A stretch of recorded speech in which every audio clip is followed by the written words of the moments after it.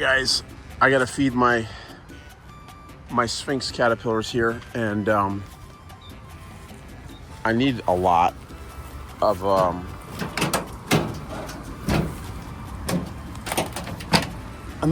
this stuff, guys.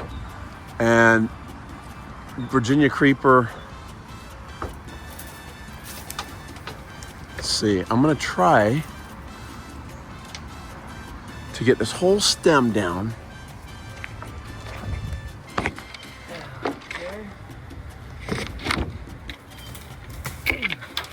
Not bad. Not bad at all.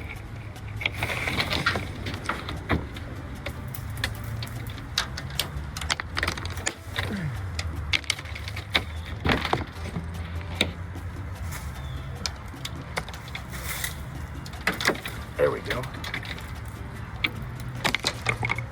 Lots.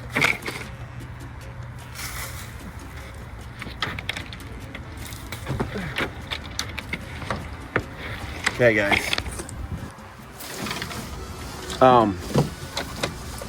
This is actually working nice. I've got a nice big clump of Virginia creeper here. Somehow I don't think it's going to be enough. But that was just low-hanging fruit. Literally low-hanging. Yeah, that's a pun. All right, it's also growing all the way up this oak tree here. So I'm gonna try and find long stems of it, pull it through, and we'll feed our caterpillars in a second. All right, so I loaded this container with food before my little trip. My wife and I took 2 nights and got away together. I figured if I load up, there would be enough food, and there was. There's not a lot left, but there is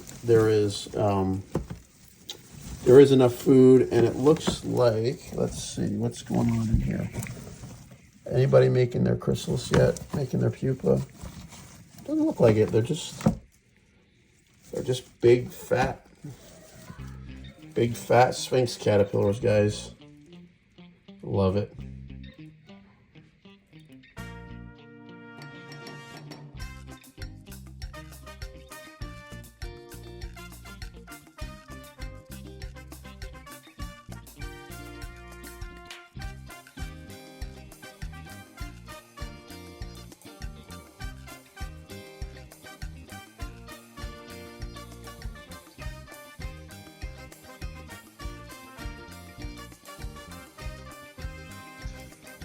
All right, now I cut all this food, and I don't have time today to go through the container and clean it out, because I actually have to get to work. So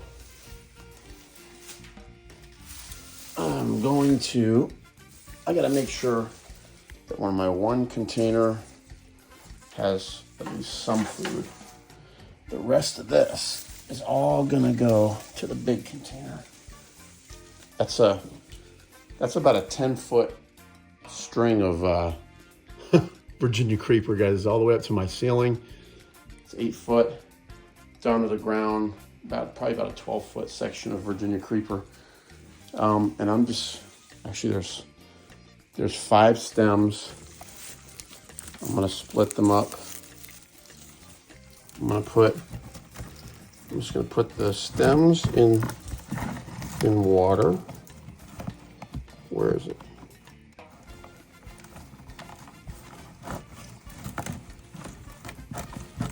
Get the stems in the water. Then I'll worry about actually getting the biomass in the container.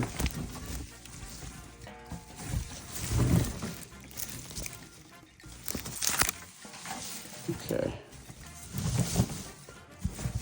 This is the lazy way to do this, guys. But at the end of the day, I haven't seen a single dead caterpillar.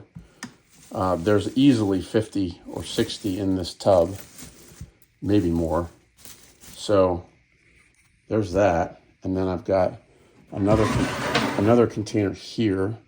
I'm gonna do the same thing. I'm just gonna take this stem. I'm gonna find the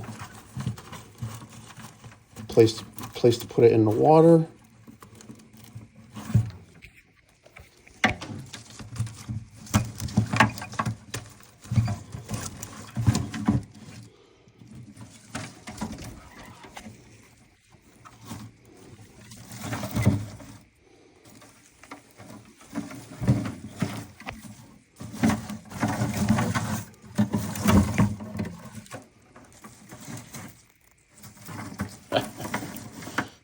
This is ridiculous. Yeah, what I'm gonna have to do tomorrow when I have more time, I have to take all that out. They'll eat most of this overnight, by the way. There's probably another 20 in this thing. They'll eat most of this overnight, and I'll have to go in and take them all out, clean it up. They might even eat this all overnight. We'll see. But that's how we feed 100 Sphinx caterpillars, guys. Hope you liked the video, and like, subscribe, and share if you like my channel. We're going to show you the rest of this life cycle coming up. Mourning Sphinx. We've got other cool things happening. We've got, check this out. We've got, we're also breeding Cypress Sphinx caterpillars. There's 90 of them in this one container. I'm going to have to split this up tomorrow. We're breeding Polyphemus moths. These are all the cocoons. I've got probably 40 cocoons so far. Another dozen caterpillars there. Got all kinds of stuff going on. All right, guys, like, subscribe, and share. All right, our project here with the Mourning Sphinx is coming to a close. We do have a few more left, but most of them have either gone to the bottom to pupate or pre-pupal. I'm going to show you what happens when they go pre-pupal. They crawl to the bottom like this. They pupate in the leaf litter. Let me show you. They'll turn colors like this. They'll kind of turn this brownish color, and they start to condense. Their body length, their prolegs get like little stubby. They like become unuseful. They don't hang on to the leaves or stems more. They go down to the ground. They bury themselves under the ground. And so what we'll do is we take them out of these containers and we put them in just containers with paper towel on the bottom. And they go down to the bottom underneath the paper towel and make their pupa. So that's let's see this guy. Is that dry? It's not dry yet. Oh, he's dry. Let me see. Okay. All right, there's the Mourning Sphinx pupa. Got a whole bunch of them on the way, guys. And they are healthy and alive and well. And pretty soon we're gonna have a bunch of moths flying around. It's gonna be cool. So there's a bunch of them in here. Just getting ready to pupate. I got 2 containers. Here's another one. There's actually more of them in here. A bunch of them. It's cool. All right, guys. We'll show you when the moths come out. All right, guys. We're almost done with our Mourning Sphinx breeding project, and I've got 2 containers where I've placed all of the pre-pupal larvae in the bottom of the containers with hopes that they would all pupate. And so most of them in this container have. So what I'm going to do is I'm actually just going to dump this out. We're going to that was close. One almost fell out onto the floor, but I caught him with my lap. There we go. Yeah, so Mourning Sphinx caterpillars, when they're ready to make their chrysalis, they go down into the leaf litter and bury themselves. So that's what we put all the paper towel in the bottom of the container for, because they go down naturally into the paper towel and as if it were leaf litter, and they feel very comfortable. And then what they'll do is you'll see how they kind of like find little folds and hide in the folds of the paper towel.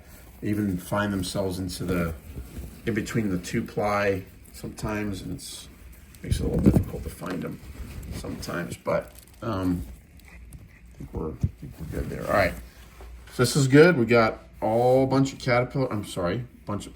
of chrysalis here from our Mourning Sphinx, Enyo lugubris. And what we're going to do is we're going to do a quick count, and we're going to put them in this container that has a paper towel ramp. We'll put them right in the bottom, and when the moths emerge, they'll crawl up onto the paper towel ramp, and we'll show you what we do with that. But right now we're just going to do a quick pupa count here and get rid of the all the old caterpillar skins. We don't need those.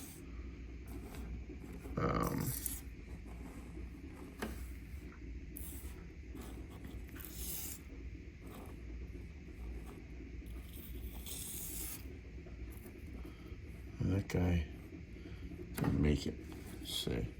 Yeah, this was a really easy species to raise, guys. We had as long as you just keep feeding them, and bless you, as long as you keep feeding them, you know, we didn't have almost no virus at all.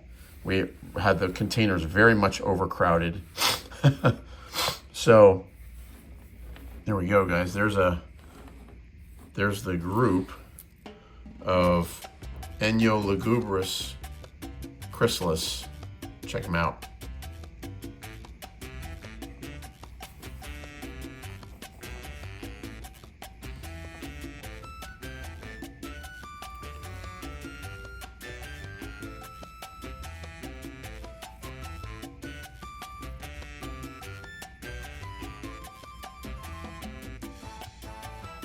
Getting jiggy with it.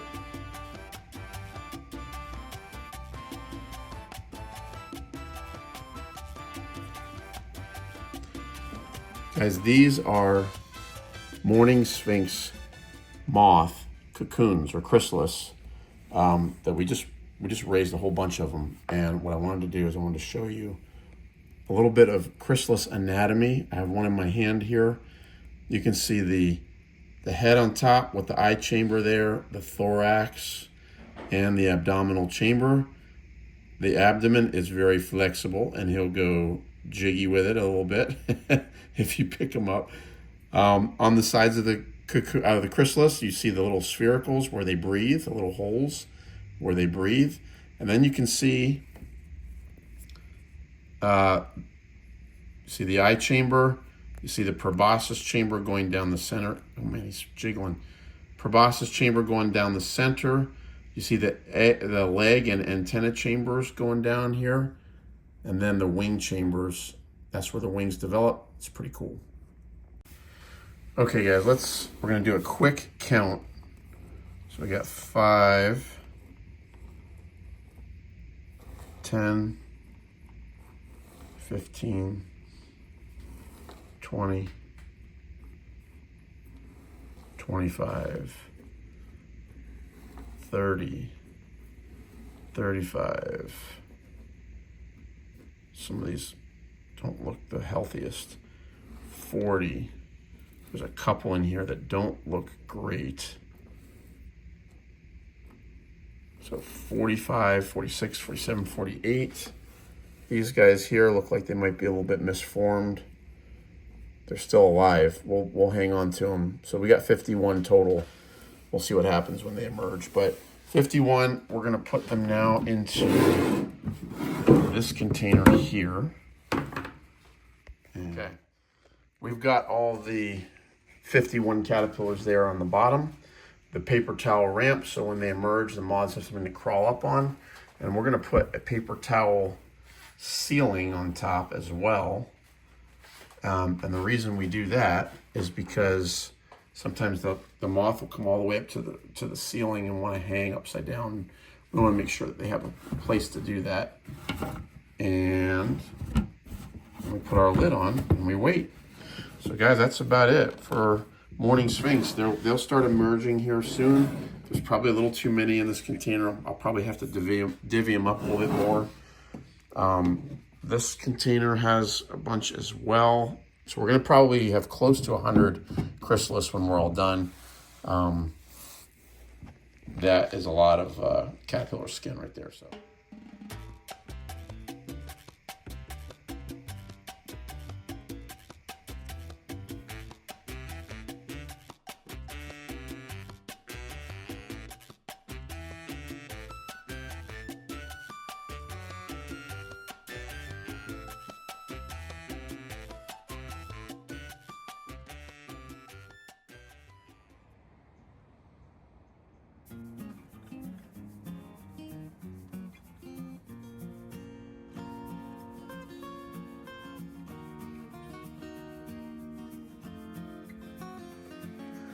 All right, I think we have our first Mourning Sphinx moth emerge.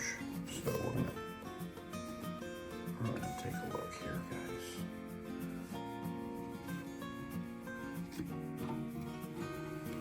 Oh yeah, cool. Nice female.